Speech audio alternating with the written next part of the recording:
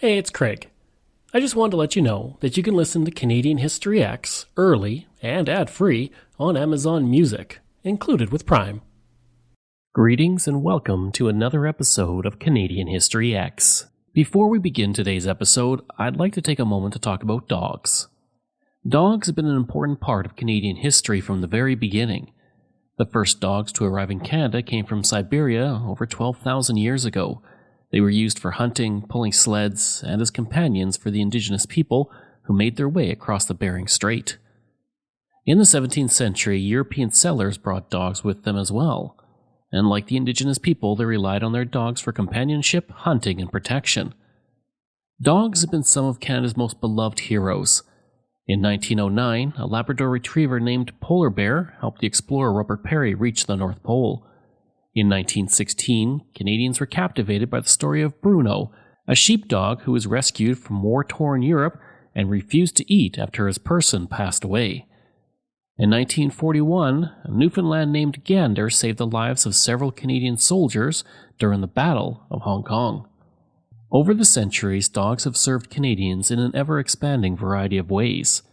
Today they work in law enforcement, detect cancer and COVID, help find missing children, and enable the blind to get around. But for most Canadians, dogs are much more than just working animals. Their loyalty, friendship, and unconditional love have made them part of our families. Countless dogs are beloved characters in Canadian art and film. Their stories have been told by such noteworthy authors as Farley Mowat, Lucy Maud Montgomery, and Stephen Leacock. They can make us laugh, they comfort us, they remind us of our better angels, of what our character could be, and perhaps that is why we love them so much. Which brings me to my puppy, Boris.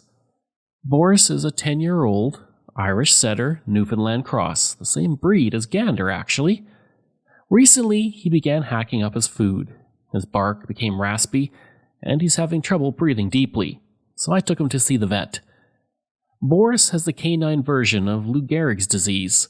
His spinal cord will slowly degenerate, and over the next 1 to 3 years, he will progressively lose control of the muscles he uses to play, bark, eat, and breathe. There is no cure, and the cause remains unknown. But there is a way to slow it down. With the laryngeal paralysis, Boris needs surgery. Without it, his constricted larynx will get worse faster, and he may pass away in only a few months. The problem is the surgery costs $5,000, which is well beyond what I can afford. So I'm asking for your help. I've set up a GoFundMe to pay for the vet. If you'd like to contribute, just click the link for Boris Fundraiser in my show notes.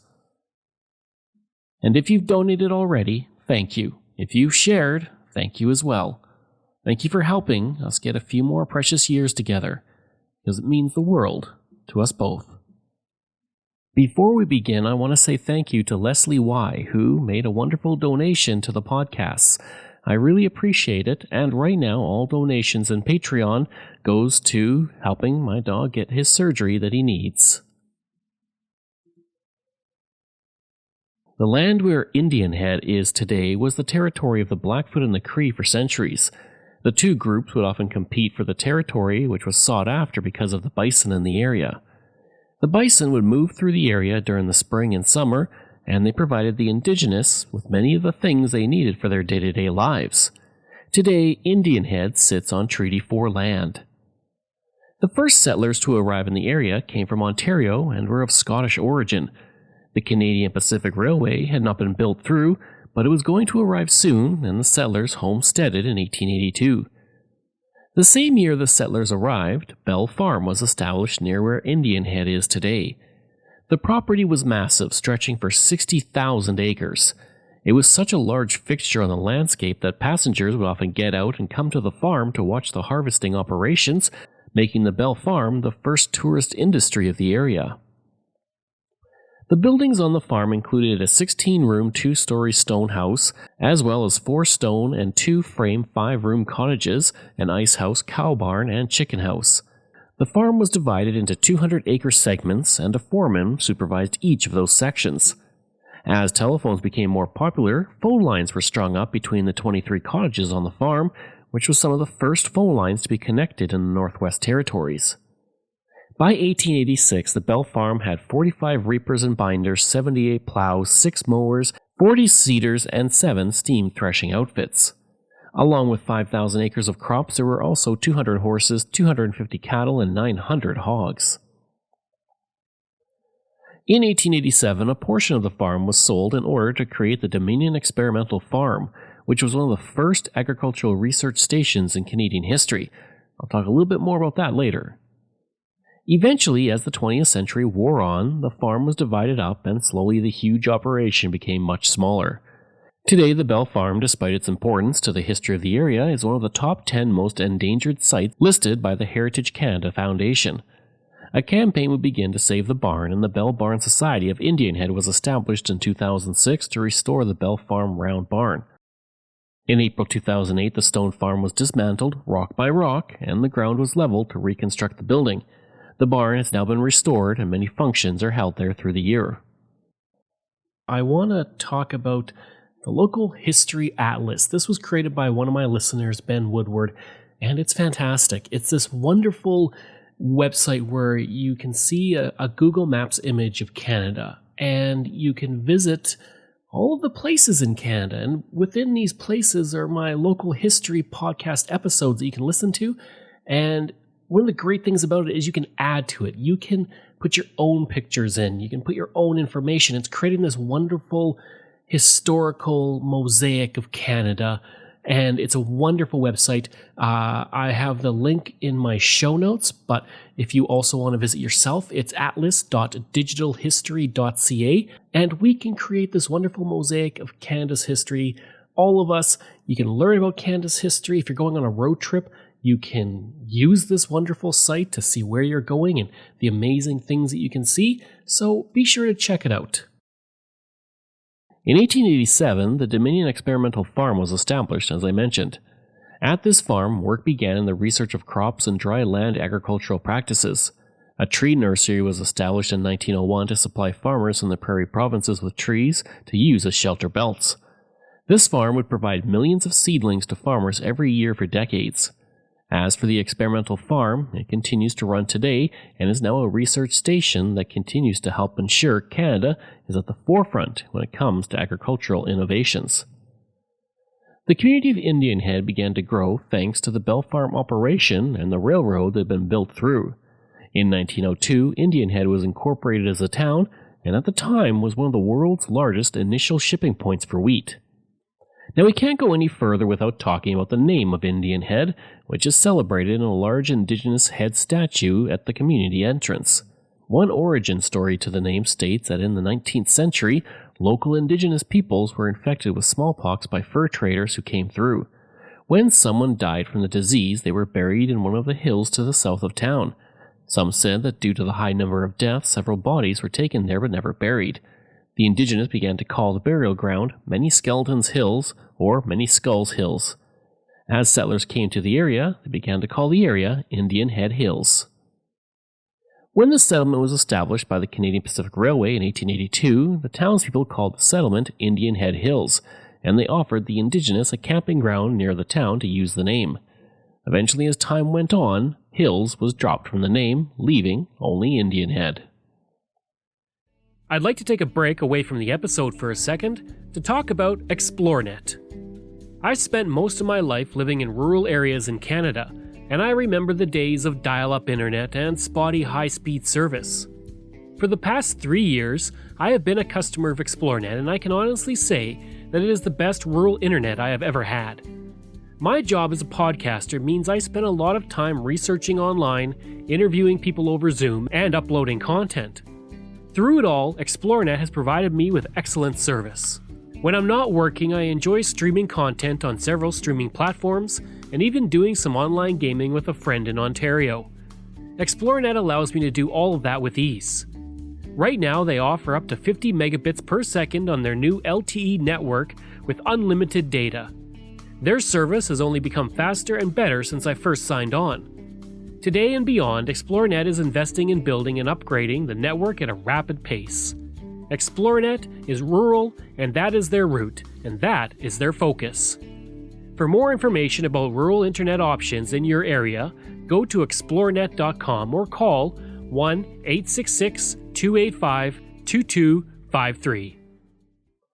In 1904, the Grand Theatre was established. This theatre continues to stand to this day. I have actually visited this theatre, and it's quite amazing to see the original architecture as well as the signatures of performers who date back over 100 years.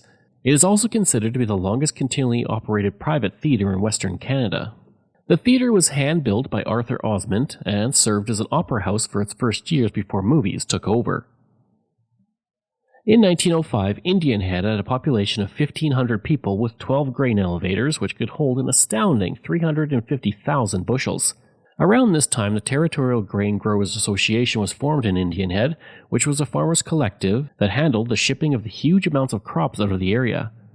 The first president was William Richard Motherwell, who would go on to serve as the Minister of Agriculture on both the provincial and federal levels. In 1912, construction began on the cattle barn at the Indian Head Agricultural Research Farm. The construction of the barn would continue over the course of 2 years, and today it serves as an excellent example of the early era of agricultural research done by the government. The structure was built to replace the previous barn that had been lost in a fire, and it was used for the breeding program of livestock at the farm. In 1937, the mainline Ford building was built by the North Star Oil Company. It was one of the first gas stations to be constructed in southeastern Saskatchewan. Designed in the Art Modern style, it features a round rocket ship-inspired design in the northeast corner of the building. Mainline Motors would purchase the building to service vehicles, occupying it until the 1960s. Today, the building continues to stand and is a landmark of the central business district of Indian Head. One can associate the residential school system with tuberculosis and tuberculosis with the residential school system. We had Indigenous parents, communities, students, church employees, teachers, and individuals who are part of Indian affairs like Dr. Peter Henderson Bryce giving their critiques in their own time. People hid when the tuberculosis screening came to their communities because they knew that the result of getting screened was that they could be taken away.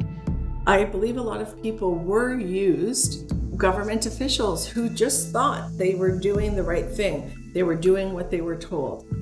First Nations, Métis, and Inuit peoples are already told our story. It's now time to tell the other side of the story. We need to take a serious look at the parts of the system from the past that we may be replicating today. I'm Maya Foster Sanchez, and this is the story of a national crime. Coming this fall, follow us on Apple Podcasts, Spotify, or wherever you get your podcasts. On October 2nd, 1946, Eric Peterson was born in Indian Head, and he's gone on to become one of the most recognizable Canadian actors in our history. After gaining fame in theatre circles for his play Billy Bishop Goes to War, which toured internationally and made it even to Broadway, Peterson would begin to move into television. He would gain national fame as Leon Robinovich, a lawyer on the show Street Legal, which ran from 1987 to 1994. And while that show made him famous, his next show made him a Canadian icon. In 2004, he was cast as Oscar Leroy on Corner Gas, playing the father to Brett Butt's lead character, Brent Leroy. Over the course of his career, Peterson has won numerous awards. He was nominated for a Gemini Award in 1987, 1989, and every year from 1992 to 1995, winning 3 in total. He was also nominated for 4 Canadian Comedy Awards for his role on Corner Gas, and in 2013 he was presented with the Governor-General's Performing Arts Award for his lifetime contributions to Canadian theatre. Part of the object in my career has been to try and establish film and television and do work here in this country without having to leave the country as an actor in order to get my, to realize my dreams. I'd rather be able to stay in my own country and realize them here, and that's been a big part of it. And actually, to be given this honor from the country is very significant to me. Is it going to help you find work?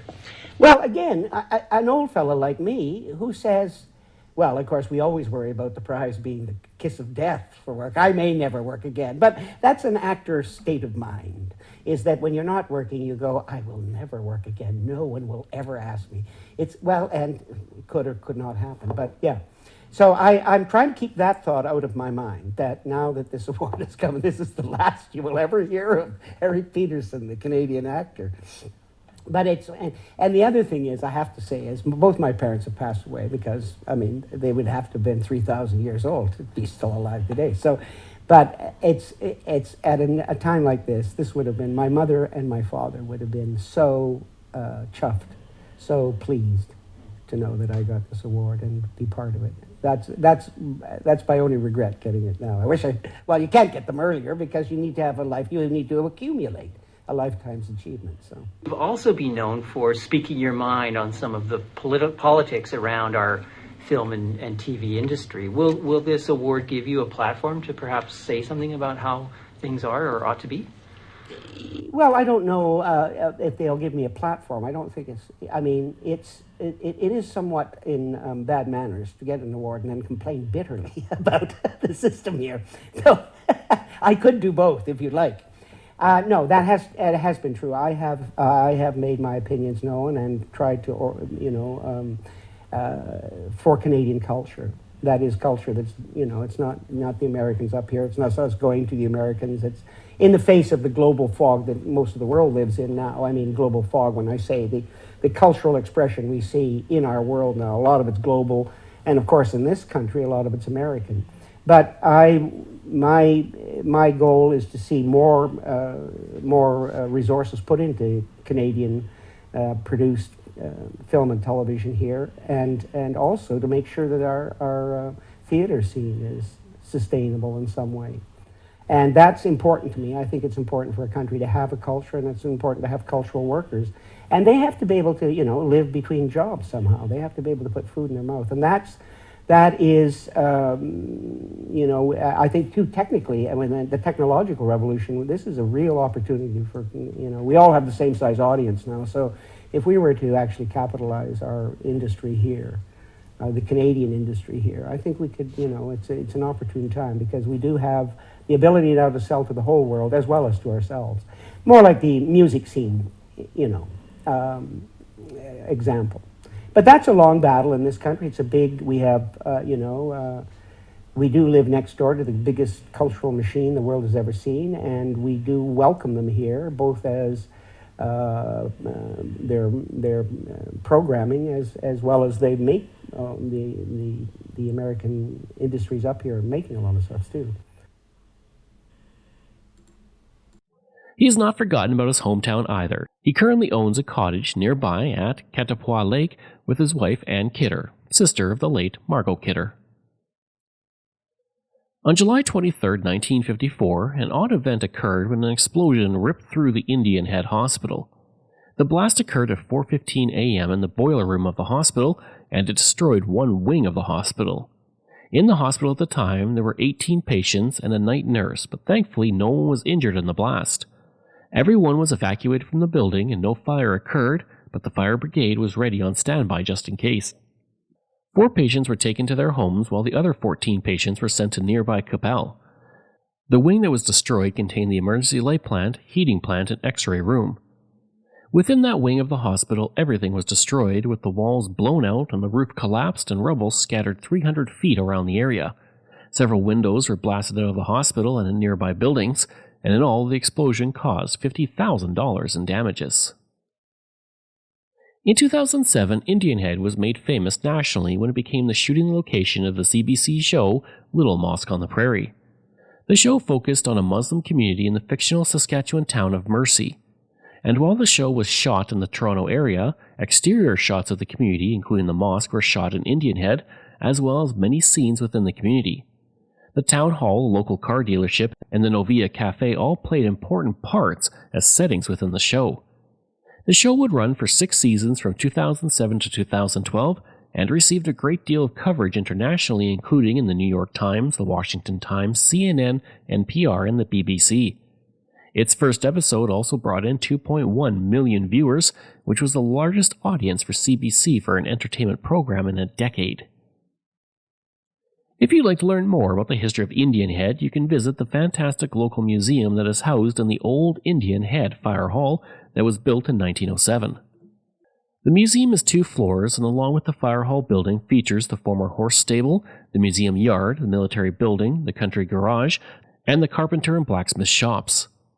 Within the museum, there's also 5,000 artifacts, photos, and histories that depict the story of the area from the days of the Indigenous all the way up to today.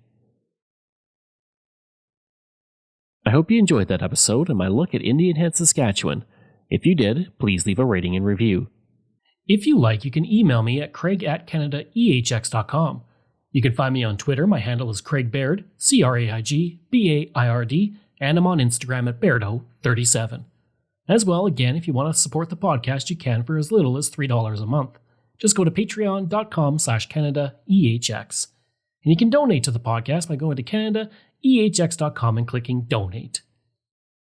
And I also want to thank all of my wonderful patrons.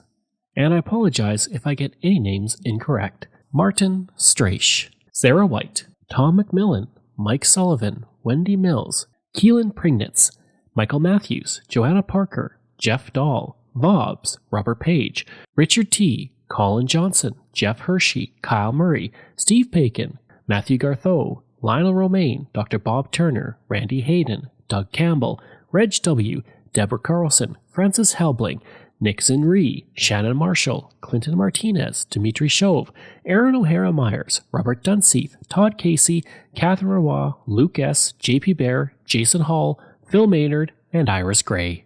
Thanks, and we'll see you again next time.